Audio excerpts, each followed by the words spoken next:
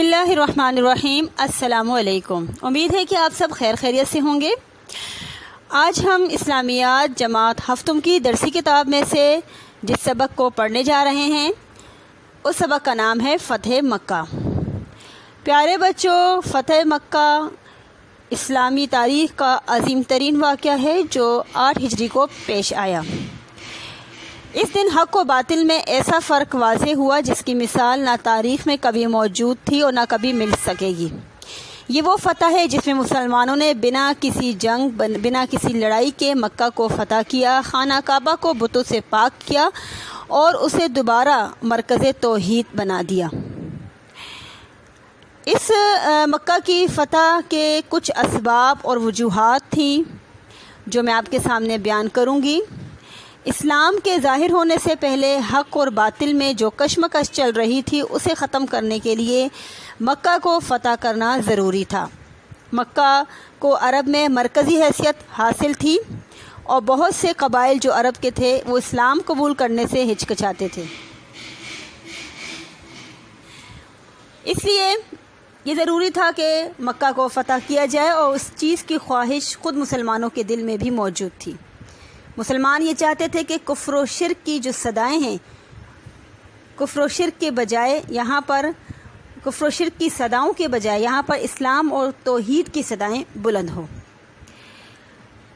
مکہ کی فتح سے پہلے 6 ہجری میں صلح حدیبیہ ہوا تھا اور اس معاہدے کے تحت مسلمانوں اور قریش کے درمیان 10 سال تک جنگ نہیں ہونی تھی، اور ایک شرط یہ بھی تھی کہ جتنے بھی عرب کے قبائل ہیں وہ اگر 2 فریقوں میں سے جس کے چاہیں حلیف بن جائیں، حلیف کا مطلب مددگار بن جائیں، ایک دوسرے کے سپورٹر بن جائیں، تو قبیلہ خزاعہ مسلمانوں کا سپورٹر بن گیا اور بنو بکر کفار کا۔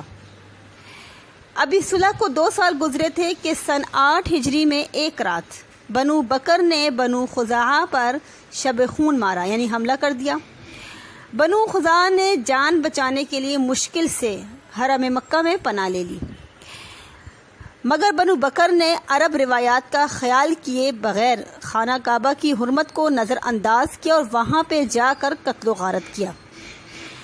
کفار مکہ نے بھی اس قتل عام میں بنو بکر کا بھرپور ساتھ دیا۔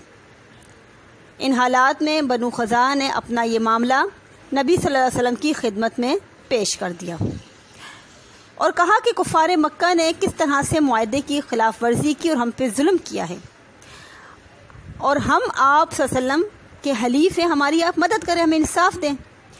اس پر آپ صلی اللہ علیہ وسلم نے اپنی طرف سے حضرت زمرہ رضی اللہ تعالی عنہ کو اپنا نمائندہ بنا کر بھیجا کہ کفار مکہ کے سامنے 3 شرائط رکھی جائے اور ان میں سے وہ جس شرط کو چاہیں قبول کر لیں۔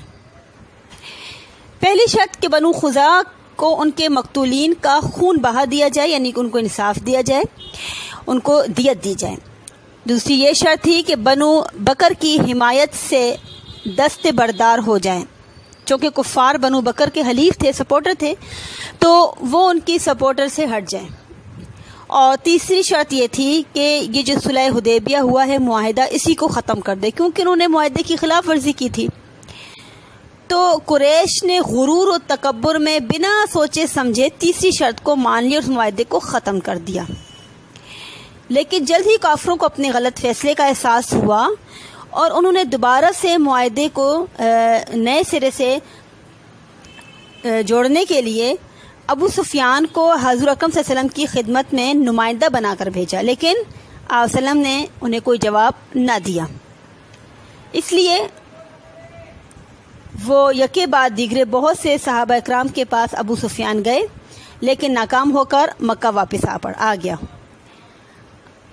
پھر نبی صلی اللہ علیہ وسلم نے 10 رمضان مبارک 8 ہجری کو 10,000 کا لشکر مکہ مکرمہ کی طرف روانہ کیا، اور آپ کے چچا حضرت عباس ان دونوں مکہ میں ہی تھے، وہ بھی آپ صلی اللہ علیہ وسلم سے آ ملے۔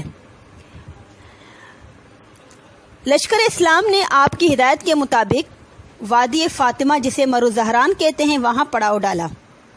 رات کی تاریکی میں اتنی تعداد میں الاؤ روشن ہونے سے مکہ مکرمہ والے حیران ہو گئے۔ قریش نے حالات کا جائزہ لینے کے لیے ابو سفیان کو بھیجا۔ ابو سفیان کی ملاقات حضرت عباس سے ہوئی تو آپ رضی اللہ عنہ نے ابو سفیان کو سمجھایا اور نبی کریم صلی اللہ علیہ وسلم سے ملاقات کروائی، اور آپ کی دعوت پر ابو سفیان نے اسلام قبول کر لیا۔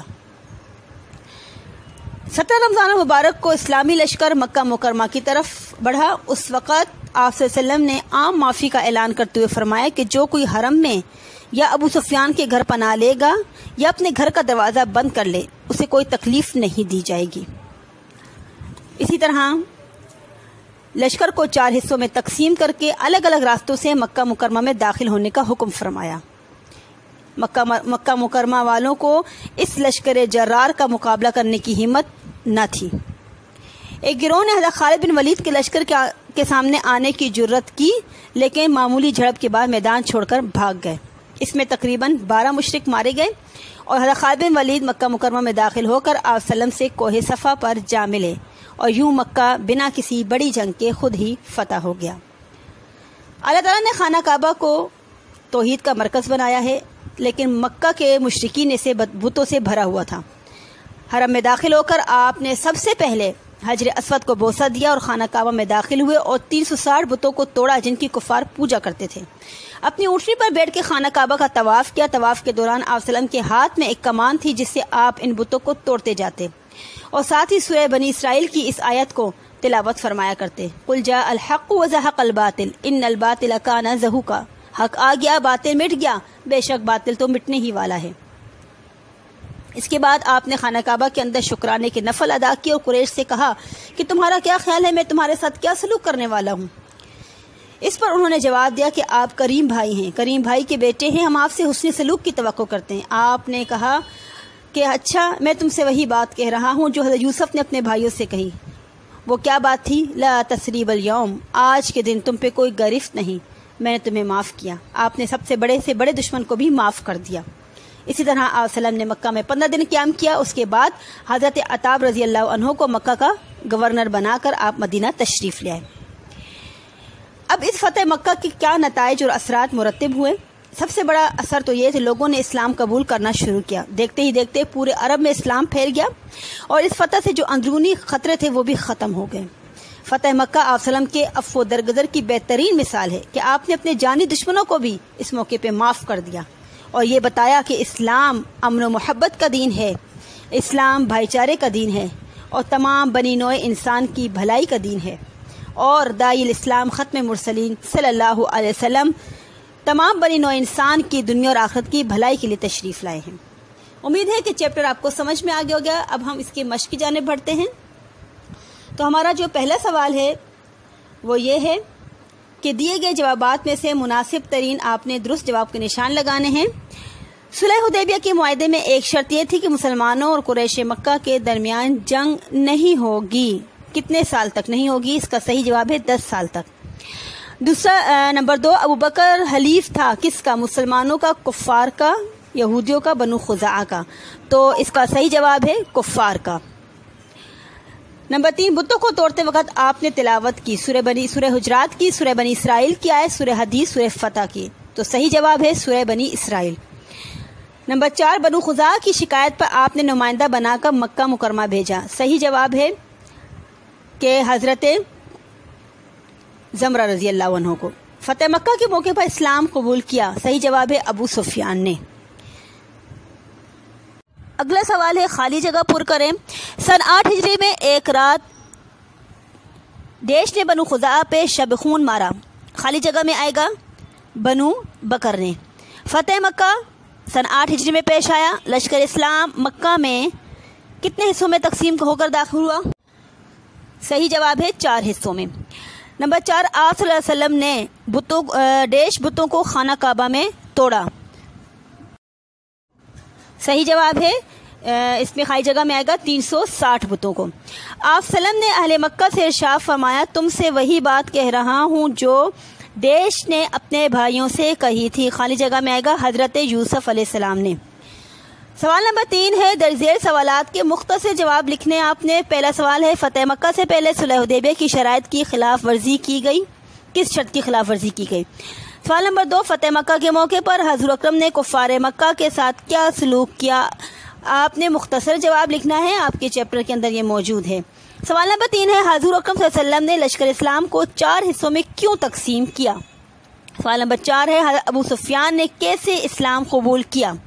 سوال نمبر 5 ہے، حضور اکرم صلی اللہ علیہ وسلم نے کفار مکہ پر رعب ڈالنے کے لیے کیا تدابیر اختیار کی؟ ان سوالوں کے آپ نے دینے ہیں مختصر جواب جو کہ 3 سے 5 جملوں پر مشتمل ہوں، اور یہ سوالوں کے جواب اس سبق کے اندر موجود ہیں۔ آپ نے سب سے پہلے اس سبق کی اچھی طرح سے ریڈنگ کرنی ہے، ٹھیک ہے؟ اس کے بعد آپ کو بآسانی جواب مل جائیں گے۔ سوال نمبر 4 ہے، درج ذیل سوالات کے تفصیلی جواب لکھیں۔ پہلا سوال ہے، فتح مکہ کے اسباب و وجوہات بیان کریں۔ سوال نمبر 2 ہے، فتح مکہ کے نتائج اور اثرات بیان کریں۔ تو یہ تفصیلی جواب ہے، آپ کی کاپی کے ایک صفحے پہ کم سے کم مشتمل ہونا چاہیے۔ اس کا جواب بھی چیپٹر کے اندر سے آپ کو بآسانی مل جائے گا۔ سب سے پہلے آپ نے کتاب کی چیپٹر کی جو ہے وہ ریڈنگ کرنی ہے، اس کے بعد آپ نے مشق حل کرنی ہے تاکہ آپ کو آسانی ہو۔ امید ہے کہ آپ کو سبق سمجھ میں آ گیا ہوگا اور مشق بھی آپ کو اچھی طرح سے سمجھ میں آ گئی ہوگی۔ کوئی پریشانی یا مشکل ہو تو آپ پوچھ بھی سکتے ہیں۔ اب آپ سے اجازت چاہتی ہوں، اللہ حافظ۔